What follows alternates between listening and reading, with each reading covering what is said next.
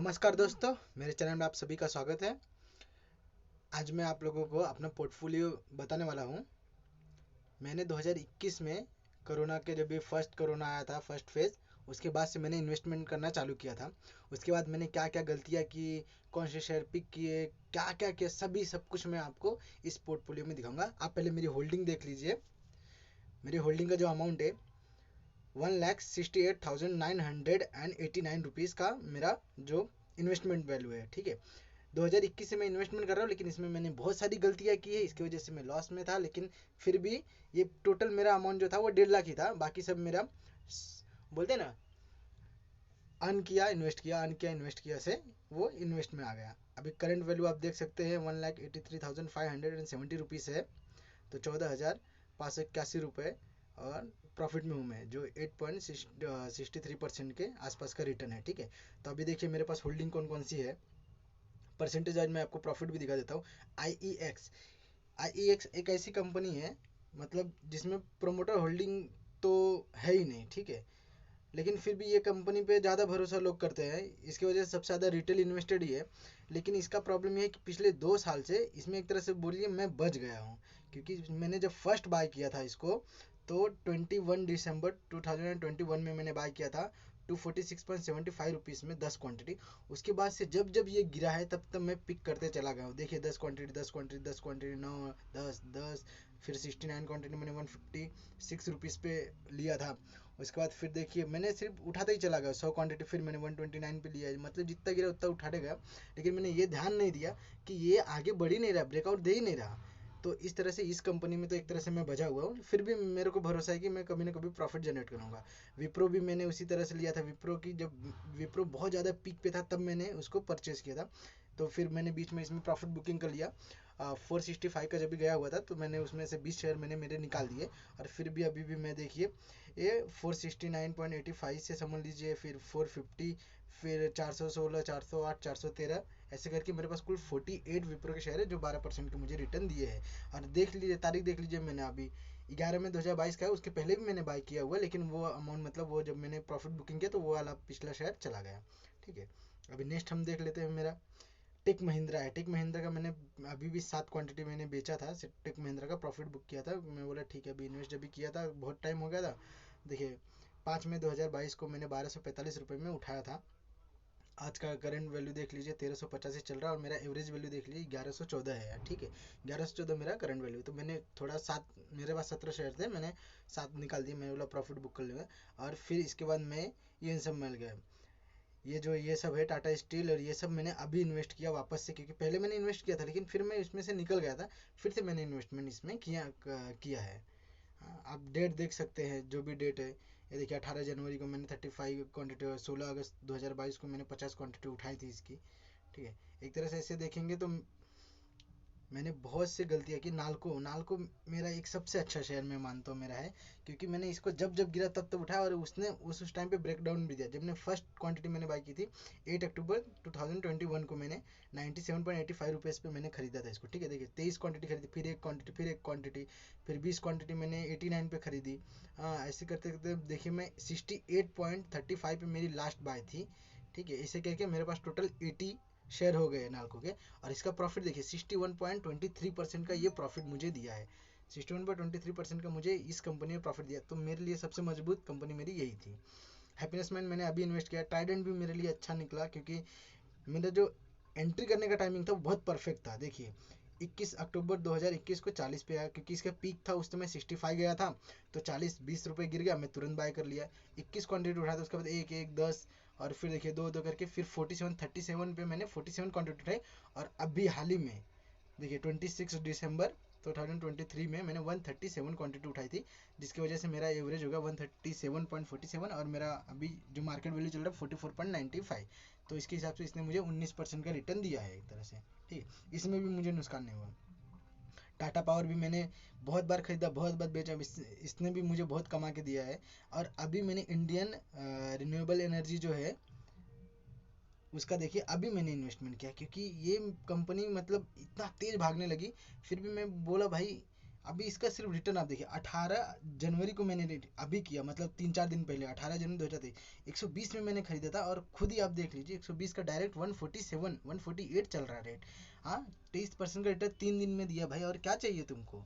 हाँ, तो ये कंपनी जरूरी नहीं कि भाग रही कि फिर मत उठाओ, पता है ये सब कंपनी कब गिरेगी ये नहीं पता है। अगर अच्छी कंपनी है आप उठा लो, और उसके बाद इसमें अगर गिरती है तो इन्वेस्टमेंट करते जाओ। NHPC मैंने 29 रुपीज़ में भी खरीदा था, लेकिन मैंने उस समय, मतलब उस समय कोई हलचल ही नहीं था, मैं तंग आ गया था, इसलिए मैंने बेच दिया था। फिर से मैंने देखिए कभी बाई किया है, 9 जनवरी को मैंने वापस से बाई किया, 9 जनवरी 2024 से, समझ लीजिए जितने भी बाय मैंने किए 9 जनवरी 2024 से मैंने ये बाई किए हैं। ठीक है, NHPC, और वो भी मुझे प्रॉफिट में दे रहा है, 12% प्रॉफिट है, वो भी सिर्फ कल कल की वजह से ये ऊपर गया ना अचानक। अचानक देखेंगे तो देखिए 6.95 का एक दिन का ये ऊपर ब्रेक डाउन दिया है। फिर जियो फाइनेंस है मेरे पास, ये भी ठीक है। फिर आईक्यू का लाइटिंग है ना, इस शेयर 2.5-2 साल से जब से है ना, तब से नीचे ही था, आप खुद ही अज्यूम कर सकते हैं ये कैसा है। 5 साल का देखेंगे तो भी वैसा ही दिखा रहा।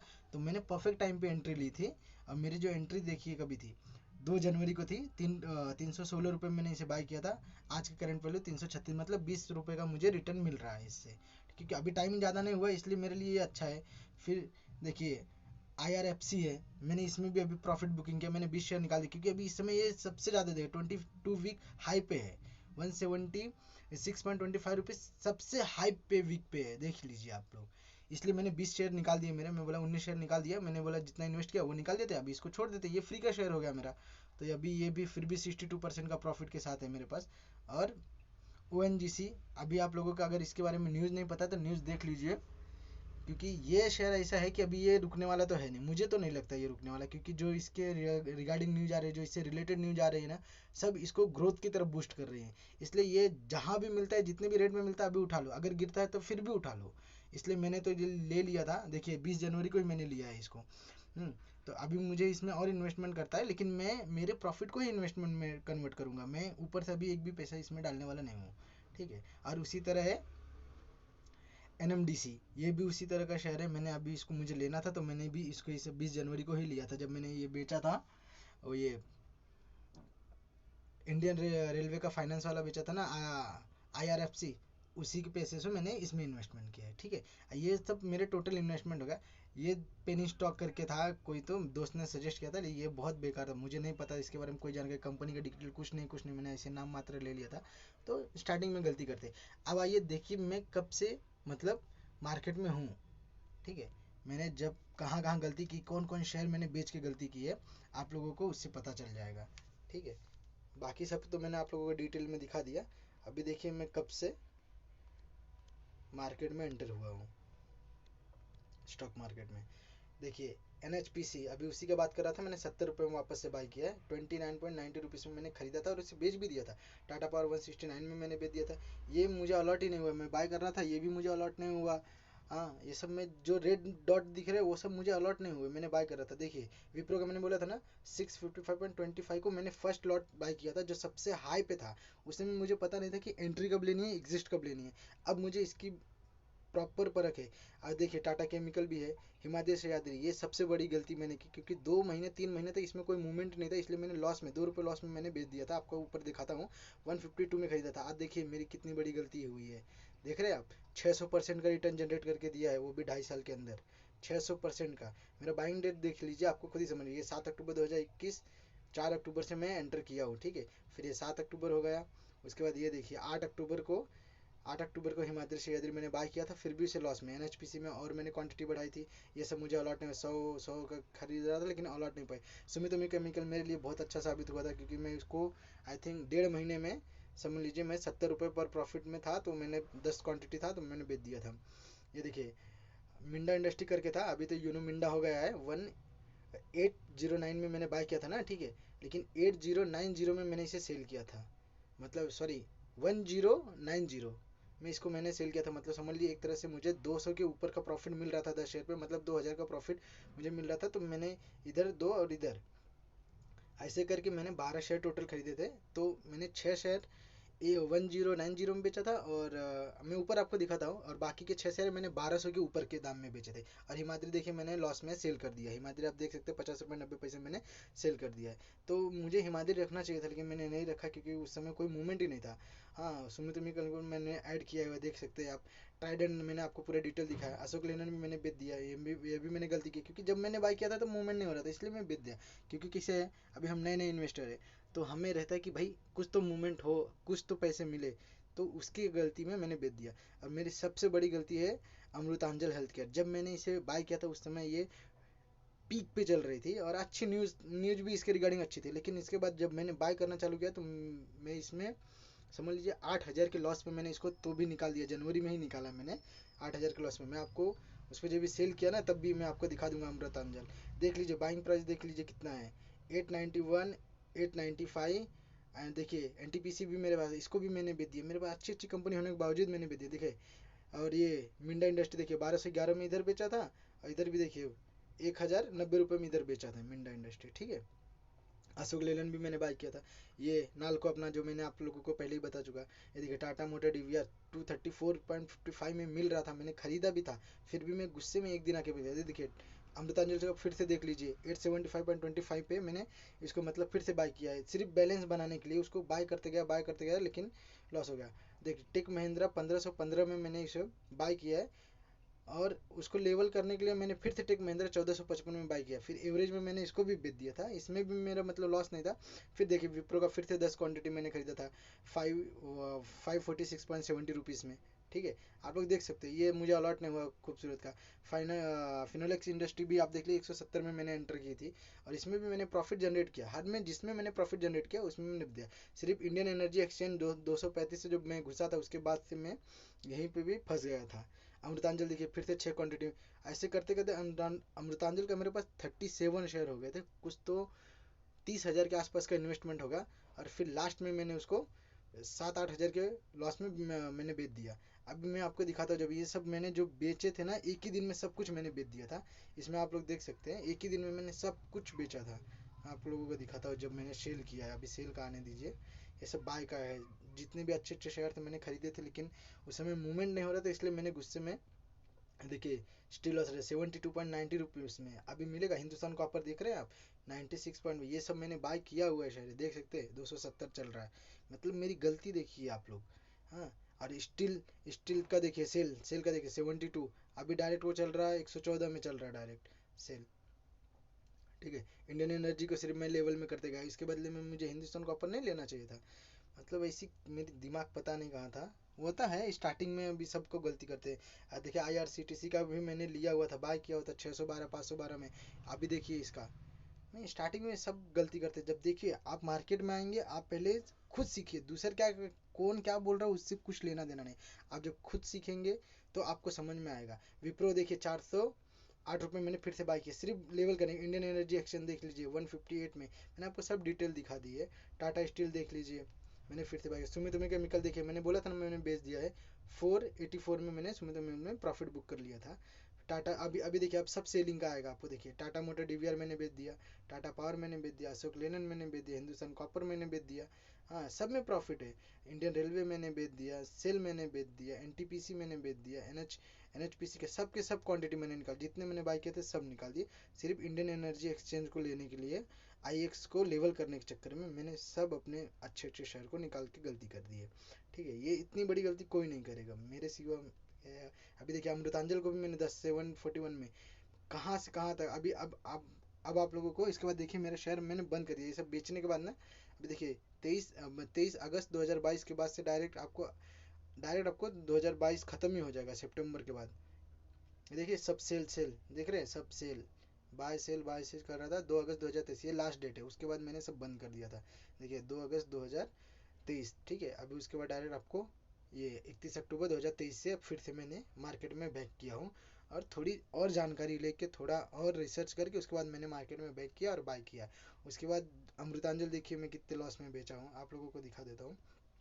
टेक महिंद्रा मैंने 7 क्वांटिटी मैंने आपको बताया था, देखिए 7 क्वांटिटी। विप्रो का मैंने 20 क्वांटिटी 460 5.90 में बेच दिया, इसमें भी प्रॉफिट बुकिंग किया था, इसमें भी प्रॉफिट बुकिंग किया है, ठीक है। फिर यस बैंक में आ गया है, NHPC बाई किया है मैंने, आरती इंडस्ट्री में मैंने प्रॉफिट बुक किया है, इसको मेरे बाइंग प्राइस 456 था, तो एक महीने मुझे इतना मिल रहा है, मैं खुश हो गया। मतलब ज़्यादा नहीं, ज़्यादा का लालच नहीं करना है, ठीक है। IRCTC मैंने वापस से 50 क्वांटिटी बुक किया। ये देखिए अमृतांजन के 37,595 में मैंने, मेरा एवरेज 800 गया था, सोचिए 800 का मैं 600 में बेच रहा हूँ लॉस होके, तो भी मेरा कम से कम 7-8 हज़ार रुपये का लॉस हो गया, फिर भी मैंने बेच दिया, क्योंकि मैं बोला इसका पैसा इन सब में डाल दूँ। तो वही मैंने किया, देखिए इंडियन रेलवे फाइनेंस कॉर्पोरेशन में मैंने पैसे डाल दिए, फिर इंडियन एनर्जी एक्सचेंज में वापस से मैंने पैसे डाल दिया, ऑयल एंड नेचुरल गैस में NMDC, और जो गलती की थी उसको रिपीट नहीं कर रहा था। देखिए वहाँ पे इंडियन रेलवे फाइनेंस कॉर्पोरेशन के 19 शेयर मैंने बेच दिए, ठीक है। ये मेरा हो गया पूरा बाय शेयर, जो मैंने गलती की सब आपको बता दी। अब मैं फ्यूचर एंड ऑप्शन में ट्रेड करना चाहता था, इसलिए मैं अभी अपने पोर्टफोलियो को शेयर कर रहा, ठीक है। अभी तक मैंने कभी भी फ्यूचर एंड ऑप्शन नहीं किया था। मैंने एक बार सिर्फ, जो मुझे ज़्यादा प्रॉफिट हुआ था शेयर मार्केट में, जब भी मैं बेच रहा था 4-5 हज़ार रुपये मेरे पास प्रॉफिट के थे, तो मैं उसे बैंक निफ्टी में लगाया था। मैं आपको वो भी दिखा देता हूँ फर्स्ट टाइम पे, डेट आप खुद ही देख लीजिएगा, 25 अगस्त के आसपास। देखिए अंधाधुन, देखिए 39,400 का कॉल मैंने लिया 64.44 पर, मुझे कोई जानकारी नहीं था, मुझे सिर्फ ये था कि कॉल पिक करते हैं, ठीक है। फिर उसी को बैलेंस करने के लिए फिर से 20 रुपये में लिया, फिर वही शेयर मैंने 8 रुपये में लिया, फिर वही 2 रुपये 70 पैसे में, और उसे बेचा कितना 0.10 पैसे में बेचा है, क्योंकि ये नॉलेज नहीं था मेरा, पैसे मतलब प्रॉफिट के थे, इसलिए मैं सिर्फ ऐसे ही खेलते चला गया, ठीक है। टाइमिंग भी देख लीजिए, 3:25, 3:02, 2:51, 2:32 और 2:17, ठीक है। 1 घंटे के अंदर मैं 4,000 रुपये लॉस करके बैठ गया। फिर जब मैंने सीरियसली एंटर किया था, तो वह है, कभी डेट देख लीजिए 17 जनवरी को, अभी 2024 के 17 जनवरी को मैंने रिसर्च करके थोड़ा सीख के इसके बाद मैंने एंटर किया निफ्टी। 11 जनवरी मैंने कॉल उठाया, आई थिंक वो एक्सपायरी का डे था, इसलिए इतना सस्ता मिल गया था, 6 रुपये 40 पैसे मैंने उठाया था, 21,850 का कॉल उठाया था, ठीक है। और मैंने उसको टारगेट पॉइंट रख के रखा था, मैंने बोला इससे नीचे मुझे लॉस नहीं सहना है, आधा मेरा कैपिटल गया ठीक है, लेकिन आधा मेरा कैपिटल आना चाहिए। इसलिए अगर कभी भी आप फ्यूचर एंड ऑप्शन में ट्रेड कर रहे हैं, तो ये ध्यान में रखना कि अपना प्रॉफिट का भी टारगेट तय रखें और अपना लॉस का भी टारगेट तय रखें। तो मैंने वही किया है, और यहाँ पर मुझे लॉस हुआ, मुझे उतना कोई गम नहीं हुआ। नेक्स्ट टाइम पे फिर से मैंने कॉल उठाया, ये मतलब मुझे आया नहीं, ये ऑर्डर आप देख सकते हैं, ये कैंसिल हो गया, ऑर्डर हैज़ बिन कैंसिल हो गया है। फिर कॉल उठाया था 3 रुपये 15 पैसे में, ये भी एक्सपायरी वाला ही था, 18 जनवरी देख लीजिए, ये भी उसी के आसपास था, तो इसको मैंने कॉल उठा के छोड़ दिया था, इसको मैंने कुछ नहीं किया, और इसका जीरो वैल्यू हो गया, आप चाहे देख सकते हैं, पूरा का पूरा लॉस में हो गया 157। लेकिन मैंने यहाँ पे एक पुट उठाया था 21,200 का, मैंने पुट 8 रुपये में उठाया था, और 23 रुपये 20 पैसे में इसका मैंने 25 रुपये के आसपास का मैंने टारगेट रखा हुआ था कि इतना गया कि बेच दे, तो 23 पे इसने बेच दिया था, क्योंकि 28-29 जाके फिर बैक आया था, इसकी वजह से इतना बेच गया। फिर उसके बाद मैंने 19 जनवरी को ये बाय किया था, और यहाँ पे 4 रुपये का प्रॉफिट मिला, तो भी मैंने बेच दिया, मैं बोला रहने दीजिए, तो भी 175 का मिला, मतलब 150 रुपये पूरा प्रॉफिट में था, ठीक है। अभी ये कॉल है, ये कॉल दोनों 100 क्वान्टिटी लिया था, और 9.75 का मैंने टारगेट प्राइस रख दिया था कि भाई अगर इससे नीचे गया तो बेच दो, तो वो भी बिक गया था, लॉस में था, लेकिन यहाँ पे भी प्रॉफिट लॉस ये कवर होता है। अब मैं प्रॉपर जो 23 से मार्केट ओपन होगी, 23 जनवरी 2024 से, मैं वापस से सिर्फ इंट्राडे में ज़्यादा फोकस करने वाला हूँ, इसलिए मैंने मेरे ये पोर्टफोलियो आप लोगों के साथ शेयर की। आपको ये वीडियो कैसा लगा आप मुझे कमेंट करके बता सकते हैं। अब दूसरा एपिसोड के लिए आप वेट कीजिए। धन्यवाद।